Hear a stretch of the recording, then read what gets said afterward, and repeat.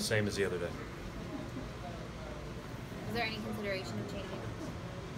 Finding out the Raptors are starting a search at the 5? No, I think that's they're starting the one big and have done so all the way through the season. We figured it would be Serge.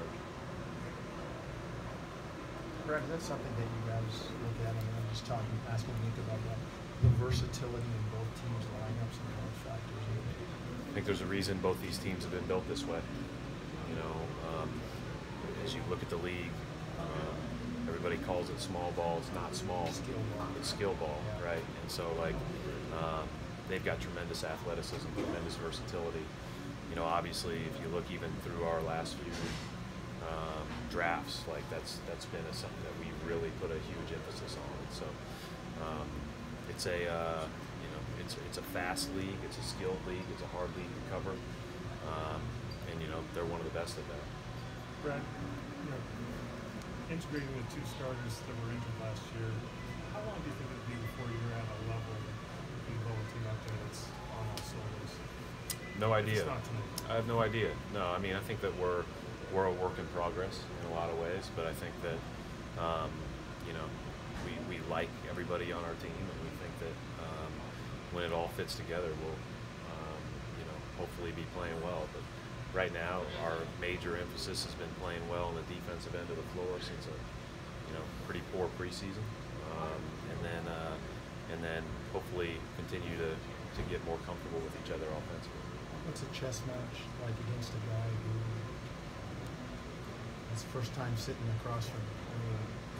Yeah, Is he like the pitcher that you haven't seen before? I don't look at any of this like that.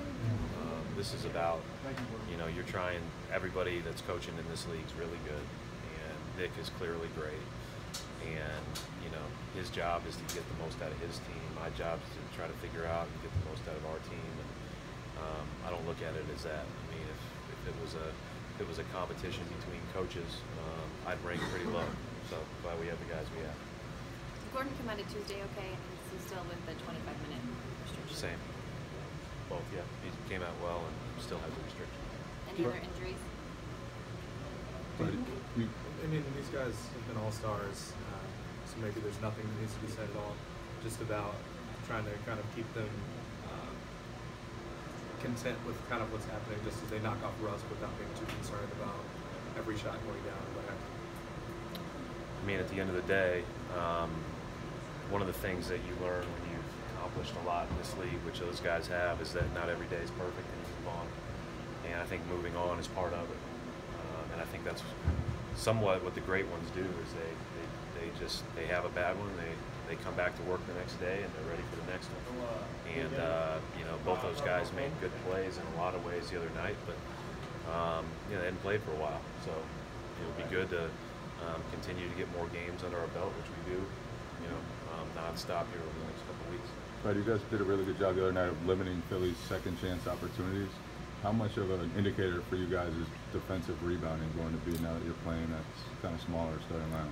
Yeah, I mean it's hard every night to rebound because A, the size, and then B, just how spread out teams make you. I mean these guys may not be as big with their starting unit as they were you know, in the past, but and they're taking out a great offensive rebounder out of their starting lineup, but they can just get them just the same because of the speed and how they break you down.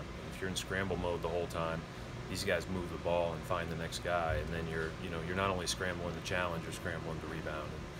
And, so that's one of the reasons why people want to switch more. It's one of the reasons why people want to keep everything in front of them and try to guard those layups and three-pointers the best they can, because it helps them rebound if they can maintain a matchup. Were there ways it was helpful having Greg Brown last year, and was it disappointing at all he maybe didn't end up having the role he may have thought he was hoping to? Who's that? I'm sorry. Greg Monroe. Oh yeah.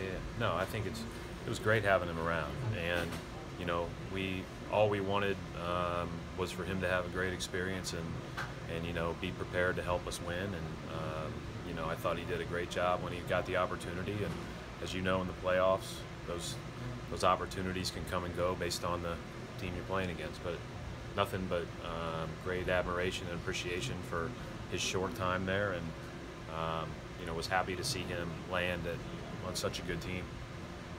Coach, when you talk about trying to get that defense in order, what different challenges does this team pose as opposed to what you guys saw on opening night? Very different ways that they operate. I mean, they play a lot differently, but you know, I think at the end of the day, you're trying to limit layups and foul shots and threes, just like everybody else is trying to get them. So these guys are great at probing. They've got a lot of speed. They've got a lot of athleticism. Good shooters on the wing. You know, Ibaka presents a problem at the 5 because he can pick and pop and/or pick and roll, and he mixes it up about equally thus far. And they got great depth. Like, it doesn't stop. You know, last year we said, we were sitting here in these meetings before, and you know, they had, you know, 2 All-Stars and a bunch of great players in their starting lineup, and yet you come into the game and realizing that the bench is the one that's changing the game every single night. So it just tells you how deep they are. In addition to the more established guys, both teams have a lot of young players. Is that sort of a testament to how reliable those young players are on both sides? And how good the older players are. I think that's, you know, I've said this many times. If, you know, I can't speak for their situation, but they've done a tremendous job drafting and developing young players at all rounds of the draft, or at all levels of the draft. And you clearly saw that again with their second unit production. You know, and I think, you know, obviously our front office has done a great job as well. And I think we all would say that our older guys wrapping their arms around the younger guys and letting them grow, and letting them make mistakes but still playing to their strengths has been a big part of their growth. Like, it sure helps when, you know, Al Horford and Marcus Morris and Aaron Baines and guys like that that were left last year at the end of the year were saying, hey, we're riding with you. It's a good feeling if you're a young guy. Thanks. Thanks, Coach.